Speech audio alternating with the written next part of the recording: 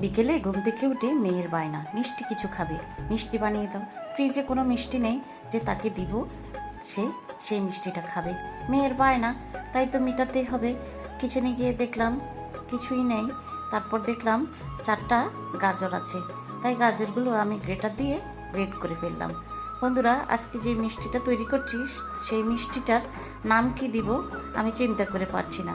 অবশ্যই তোমরা জানিয়ে যাবে এই মিষ্টিটার নাম কি হবে। ভিডিওটা সম্পূর্ণ দেখবে। আমি সামান্য একটু ফ্রাই প্যানে ঘি দিয়ে দিলাম। ঘির মধ্যে আমি গাজর কুচিগুলো দিয়ে একটু নাড়া দিয়েছি। তার মধ্যে দিয়ে দিলাম আগে থেকে জাল করে ঘন দুধ সর সহকারে দিয়ে দিয়েছি। এখন আমি পরিমাণ মতো এখানে চিনি দিয়ে দিয়েছি। আমি সব আন্দাজ করে দিয়েছি, তোমরাও এভাবে দিয়ে দিবে, কারণ আমি মাপটা একুরেট চিন্তা করে দেই নেই, হঠাৎ করে বানাচ্ছি প্রথম এই মিষ্টিটা। তাই এর মধ্যে দিয়ে দিলাম পাউডার দুধ। আমি এখন এগুলো সব ভালোভাবে মিক্স করে জাল করে নেব। পাশের আরেকটা চুলায় আমি গরুর দুধ বসিয়ে দিয়েছি। দুধটা আমি 1 লিটার দুধকে আমি হাফ লিটার করে নিয়েছি জাল করে। তার মধ্যে দিয়ে দিলাম 2টো এলাচ।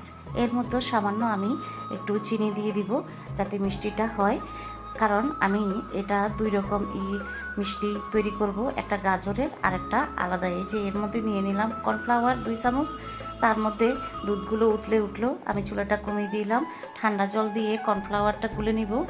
কর্নফ্লাওয়ারটা আমি এই গরম দুধের মধ্যে দিয়ে ঘন হাতে রাখতে হবে, তা না হলে দানা দানা হয়ে যাবে। এই যে আমার হয়ে গেল, আমার গাজরটা হয়ে গেছে। আমি এর কাছে কাচের জার নাই, তাই আমি এটার মধ্যে ঢেলে গাজরটা আগে থেকে ঠান্ডা করে নিয়েছি।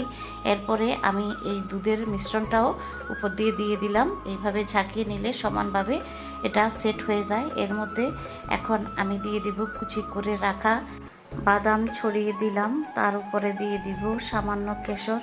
এই কেশরটা আমার হাজব্যান্ড চায়না থেকে নিয়ে এসেছিল, মেয়ে মাঝে মধ্যে দুধ দিয়ে খায়। এখন এই মিষ্টিটা আমি 30 মিনিটের জন্য ফ্রিজে রাখবো, কারণ মেয়ে তো খাবে, আমি এর বেশিক্ষণ রাখতে পারবো না। এখন এই মিষ্টিটা আমি ফ্রিজ থেকে বের করে নিয়ে আসলাম 30 মিনিট পরে। দেখো খুব সুন্দর সেট হয়ে গেছে। এটা যত ঠান্ডা হবে তত বেশি ভালো লাগবে খেতে।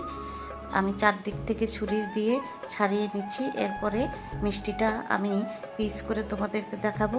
আমি কিন্তু এখনও নাম ঠিক করতে পারিনি বন্ধুরা, তোমরা কিন্তু অবশ্যই কমেন্ট বক্সে জানিয়ে যাবে এই মিষ্টিটার কি নাম দিলে ভালো হয়, এবং আমার এই রেসিপিটা ফলো করে দেখবে, অনেক মজা লাগে এটা খেতে। আমি প্রথমবার তৈরি করেই তো নিজেই নিজের মিষ্টির প্রেমে পড়ে গেলাম। অনেক মজা হয়েছে এই মিষ্টিটা খেতে, অসাধারণ স্বাদ। দেখতে যেমন সুন্দর তেমনি খেতেও দারুণ।